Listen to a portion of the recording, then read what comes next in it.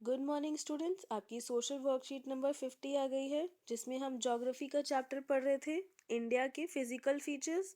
ठीक है, आपने लास्ट वर्कशीट में थार डेजर्ट के बारे में पढ़ा था, थार मरुस्थल के बारे में।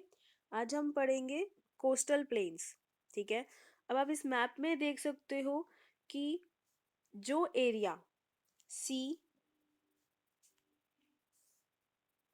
और इस लैंड के बीच में आता है, यानी जो इंडिया के सदर्न पार्ट में, यहाँ गुजरात से लेकर नीचे तमिलनाडु तक, फिर यहाँ पे उड़ीसा से लेकर फिर से तमिलनाडु तक, ये जितना भी एरिया है मैंने अभी मार्क किया, ये सारा कहलाता है कोस्टल प्लेन्स। ठीक है, तो यानी जो प्लेन एरिया सी और लैंड के इधर मिलता है, इसको हम बोलते हैं कोस्टल प्लेन्स। ये कहलाता है ईस्टर्न प्लेन्स, ये कहलाता है वेस्टर्न प्लेन्स। ठीक है, अब हम एक बार इसके फैक्ट्स देखते हैं, हम फिर से वापस से इसके मैप पर आएंगे।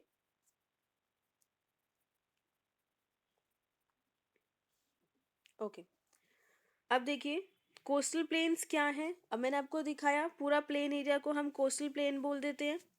तो उसकी टोटल लेंथ कितनी है? 6100 किलोमीटर। ठीक है, आपने देखा था काफी सारा एरिया इस तरह से, यहाँ का एरिया भी और यहाँ का एरिया भी क्या था, जो है लेंथ वाइज काफी ज्यादा था, तो 6100 किलोमीटर पड़ता है। अब ये दो प्लेन्स थे कोस्टल प्लेन्स, इनके जो बीच का एरिया होता है ये होता है पेनिनसुलर प्लेट्यू। ठीक है, इसे हम पेनिनसुलर प्लेट्यू बोलते हैं। अब जब भी, जैसे मैंने भी आपको बताया कि जो लेफ्ट वाला एरिया कहलाता है वेस्टर्न और राइट वाला एरिया कहलाता है ईस्टर्न। जो नॉर्दर्न पार्ट है उसे हम नॉर्दर्न सरकार बोलते हैं और जो सदर्न पार्ट है उसे हम कोरोमंडल कोस्ट बोलते हैं। इसमें एक लेक आता है चिल्का लेक। अभी मैं आपको मैप में दोबारा से बताऊंगी कि चिल्का लेक कहाँ पर है। ठीक है, चिल्का लेक जो है उसकी स्पेशल फीचर क्या है, ये इंडिया की लार्जेस्ट सॉल्ट वाटर लेक है। यानी लेक में मोस्टली आप सुनते हो कि पानी मीठा होता है, बट चिल्का लेक एक ऐसा लेक है जिसमें सॉल्ट वाटर होता है, यानी पानी जो है नमकीन ज्यादा नमक ज्यादा होता है। अब ये कौन सी स्टेट में है? उड़ीसा में। और ये महानदी डेल्टा के बिल्कुल कॉर्नर पे यानी साउथ में एज पर दिखेगा आपको। इसकी विड्थ है 80 to 100 किलोमीटर्स।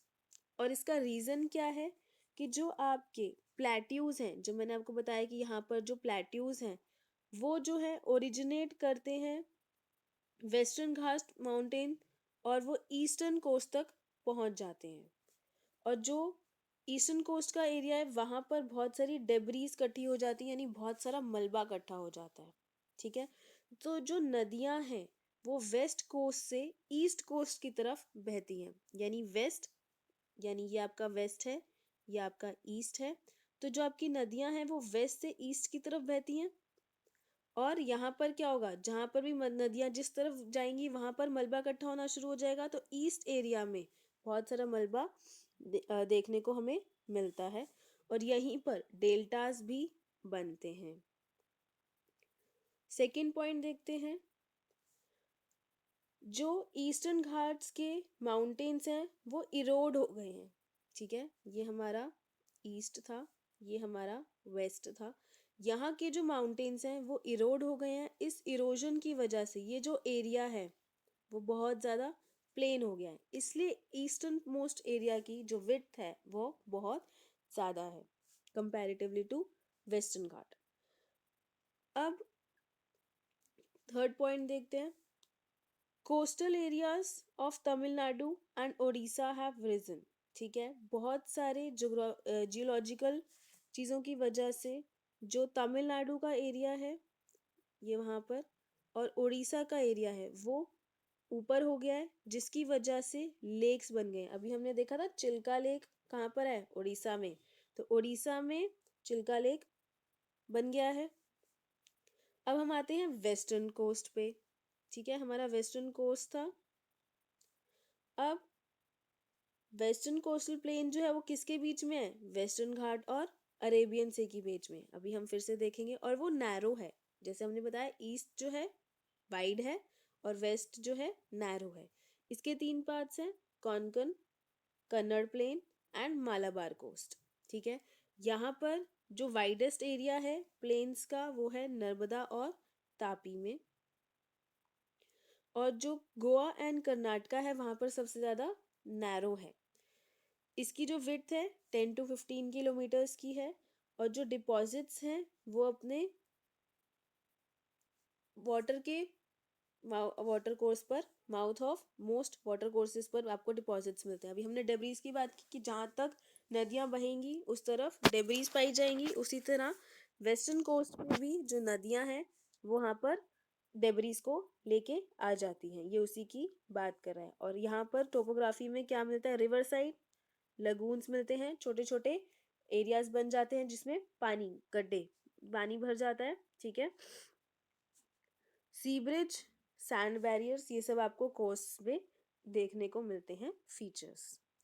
एक बार हम देखते हैं कि ईस्ट और वेस्टर्न कोस्ट प्लेन में क्या डिफरेंस है। ये आपका मोस्टली क्वेश्चन बनता है बेटा, मोस्टली 5 to 6 मार्क्स का क्वेश्चन आ जाता है कि ईस्टर्न कोस्टल प्लेन और वेस्टर्न कोस्टल प्लेन के बीच में डिफरेंस बताइए।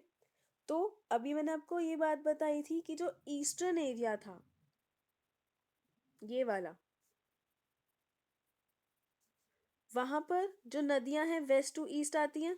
ठीक है, यहाँ पर जब ये नदियां प्लेन से नीचे आएंगी तो डेल्टा बनाएंगी। आपने पहले की क्लासेस में भी पढ़ा होगा डेल्टा क्या होता है। जब एक नदी फीचर्स की वजह से, लैंड की वजह से अलग अलग पार्ट्स में टूट जाती है उसे हम डेल्टा कहते हैं। तो ईस्टर्न एरियाज में बहुत सारे डेल्टास मिलते हैं, वेस्ट में नहीं मिलते हैं। वेस्ट में हमें टाइड्स मिलती हैं, यहाँ पर बहुत ज़्यादा टाइड्स आने का चांसेस रहते हैं। जो ईस्टर्न एरिया है वहाँ पर डिपॉजिट्स बहुत होते हैं, और यहाँ पर वेस्टर्न पार्ट में इरोजन ज़्यादा होता है। डिपॉजिट्स नहीं मिलेंगे आपको, इरोजन होता है। यहाँ पर राइस ज़्यादा उगता है, वेस्टर्न पार्ट में रबर, कोकोनट जैसे प्लांट्स उगते हैं। ईस्टर्न एरिया में जो मॉनसून होता है यानी रेनफॉल जो होती है वो विंटर और समर दोनों में मिलेगी। ठीक है, बट जो आपकी वेस्टर्न कोस्टल एरिया है वहाँ पर सिर्फ समर में ही रेन आती है, यानी मॉनसून जो होता है वो समर का होता है। जो इस एरिया में पोर्ट्स होते हैं, बंदरगाह जहाँ पर शिप्स रुकती हैं, वो मोस्टली आर्टिफिशियली बनाए गए यानी ह्यूमन ने बनाए हैं, इंसानों ने। और ये जो पोर्ट्स होते हैं वो नेचुरल होते हैं। यहाँ की जो एरिया है वो है ही ऐसा जिससे शिप्स को आसानी रहती है यहाँ पर डॉक करने में। मास डेंसिटी इज हाई, यहाँ पे जो आपके पत्थर हैं वो डेंसिटी जो है वो कितने हार्ड है वो बहुत ज़्यादा है ईस्ट में, और जो वेस्ट है वहाँ पर डेंसिटी लो है। अभी लो क्यों है, अभी हमने ऊपर बात की थी कि यहाँ पर इरोजन होता है। जब पत्थर टूटता जाएगा इरोड होकर तो वो लूज हो जाएगा, मिट्टी में कन्वर्ट हो जाएगा। ठीक है, तो यहाँ पर इसलिए यहाँ की डेंसिटी कम होती है। Flow of reverse is slow, यहाँ पे जो फ्लो है नदियों का, ढलान जो है यहाँ पर कम है इसीलिए फ्लो भी स्लो है। और वेस्टर्न घाट में जो ढलान है वो बहुत ज़्यादा हाई है, इस वजह से स्लोप जो है बहुत ज़्यादा है, इस वजह से जो नदियाँ हैं तेज़ी से नीचे आती हैं। जब आप पानी को ज़्यादा ऊंचाई से ज़्यादा टिल्ट करके डालते हो तो वो तेज़ी से नीचे आता है। ठीक है, और अगर वो स्लोप उसका कम होगा तो पानी का वो भी स्लो हो जाएगी स्पीड। जो ईस्टर्न पार्ट है उसका जो प्लेन्स है वो ज़्यादा स्मूथ और इवन है यानी ऊबड़ खाबड़ नहीं है, बट जो आपके वेस्टर्न एरिया है वो बहुत ज़्यादा ऊबड़ खाबड़ है और टूटा हुआ है, कोर्स है। ठीक है, आई होप आपको ये समझ आ गया होगा। मैं एक बार फिर से आपको मैप में एरियाज दिखा रही हूँ। ये आपका वेस्टर्न कोस्ट था, ये आपका ईस्टर्न कोस्ट था। ठीक है, ये वाले एरियाज ये आपके वेस्ट एंड ईस्ट हैं। नॉर्दर्न पार्ट हमने देखा था कोंकण कोस्ट, ठीक है, और उसके नीचे था मालाबार कोस्ट, और इधर ईस्टर्न पार्ट में हमारा कोरोमंडल कोस्ट। अब एक बार हम देखते हैं, यहाँ पर आपका बना हुआ है चिल्का लेक, ये दिख रहा है सबको। ठीक है, तो ये आपका उड़ीसा का एरिया है। यहाँ पर आपका चिल्का लेक है जो कि इंडिया का लार्जेस्ट सॉल्ट वाटर लेक है। तो आप इसको अच्छे से अपने पास नोट कर लेंगे और इसे याद रखेंगे कि चिल्का लेक कहाँ है। उड़ीसा में लार्जेस्ट सॉल्ट वाटर लेक है ये। ठीक है, आई होप आपको ये टॉपिक क्लियर हो गया होगा। Thank you so much.